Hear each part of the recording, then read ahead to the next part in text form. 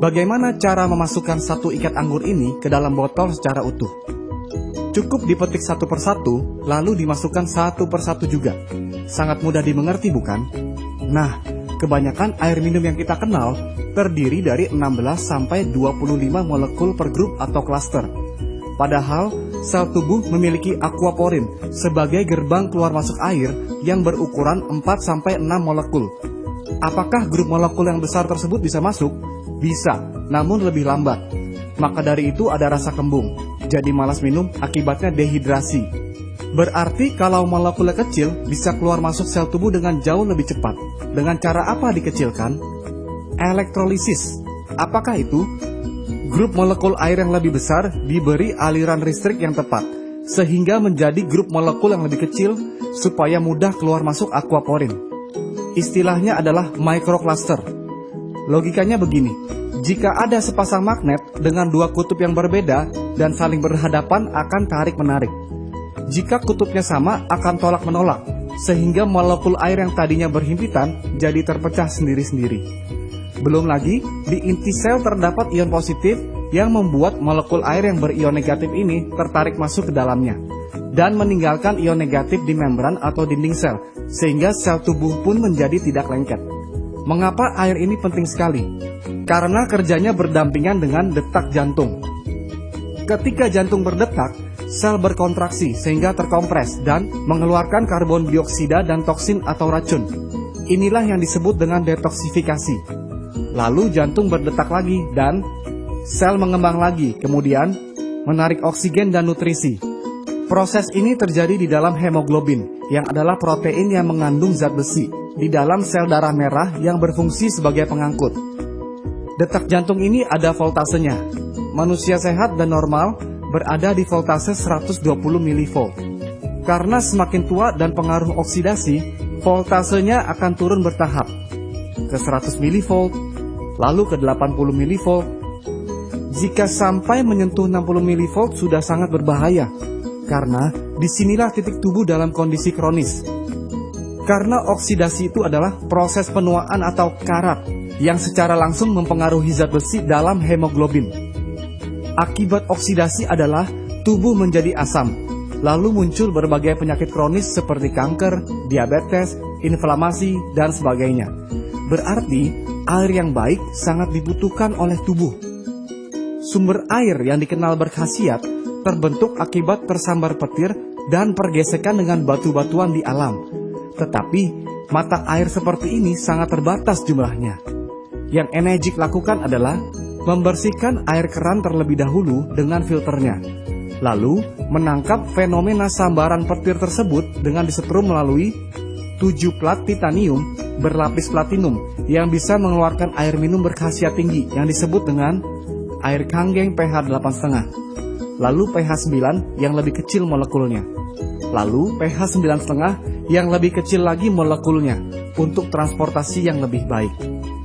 Jika ukuran kemampuan elektrolisis adalah kombinasi antara power, amperage, dan surface area, maka ini adalah faktor kunci dalam memilih sebuah mesin. PEU adalah Potential Electrolysis Unit. SD501 memiliki 230 watt, 2,5 ampere, dan 466 square inch, sama dengan 267.950 PEU. Sebagian besar mesin kompetitor hanya memiliki 110 watt, setengah ampere, dan 117 square inch sama dengan 6.435 PEU. Berarti, kemampuan mesin kompetitor hanya 2,4% saja dari SD501. Dan harga mesin kompetitor pun bukan tergolong murah. Malahan mahal sekali, dengan kemampuan yang mendekati saja pun tidak. Hanya harganya saja yang mendekati. Belum lagi, harus betul-betul teliti apakah power supply-nya transformer atau switch mode. Transformer adalah alasan mengapa sebuah mesin disebut alat kesehatan, karena tegangannya stabil. Sedangkan switch mode tegangannya naik turun alias tidak stabil. Alasannya supaya hemat energi, padahal supaya pelatnya tidak meleleh karena bahannya mesh yang lebih murah. Saya perjelas, ini ada bolam 100 watt dengan filamen yang tebal. Yang ini bolam 40 watt dengan filamen yang tipis. Jika bola 40 watt dinyalakan di tegangan 100 watt akan putus karena tidak mampu menahan daya yang tinggi. Demikian halnya dengan plat yang digunakan di dalam mesin. Mengapa daya tinggi yang stabil sangat dibutuhkan? Karena tujuan ionisasi air adalah untuk menstruktur ulang molekul. Molekul air adalah H2O. Lalu gugus kimianya diilustrasikan seperti ini. Jika dua molekul air diberi 2 elektron, akan menghasilkan gas hidrogen dan 2 hidroksil yang berguna dalam proses detoksifikasi di atas. Karena yang kita inginkan adalah hasil air seperti ini dengan mesin Eneagic, bukan hasil air seperti ini yang kadang jadi, kadang tidak. Maka dari itu, jarang sekali ada kesaksian lokal yang nyata dari mesin kompetitor. Minumnya pun jadi tidak percaya diri kalau airnya belum pasti jadi. Nah, gas hidrogen yang larut dalam air inilah yang hanya bisa dinikmati oleh pemilik mesin saat air keluar langsung dari mesin. Inilah antioksidannya. Begitu air yang berantioksidan tinggi diminum, yang terjadi adalah voltase tubuh akan di-charge kembali ke voltase normal. Tolak ukur antioksidan adalah ORP, Oxidation Reduction Potential. Lalu hidroksil inilah yang menyebabkan airnya menjadi alkalized atau basa secara elektrik, bukan karena tambahan bahan kimia. Karena rasio hidroksil berubah, maka menyebabkan pH menjadi ikut naik. pH adalah singkatan dari potential of hydrogen. Semakin tinggi rasio hidroksil, akan semakin tinggi pula hidrogen yang dihasilkan. Akibatnya adalah jika asa menjadi basa, maka sel kanker dan penyakit akan mati dengan sendirinya, karena bukan lingkungannya untuk berkembang biak. Berapa lama waktu yang dibutuhkan untuk membersihkan seluruh tubuh? Contoh, jika berat tubuh seseorang adalah 80 kilo dan 75% tubuh manusia adalah air, maka berat air dalam tubuhnya adalah 60 kilo, yang berarti tubuhnya terdiri dari 60 liter air.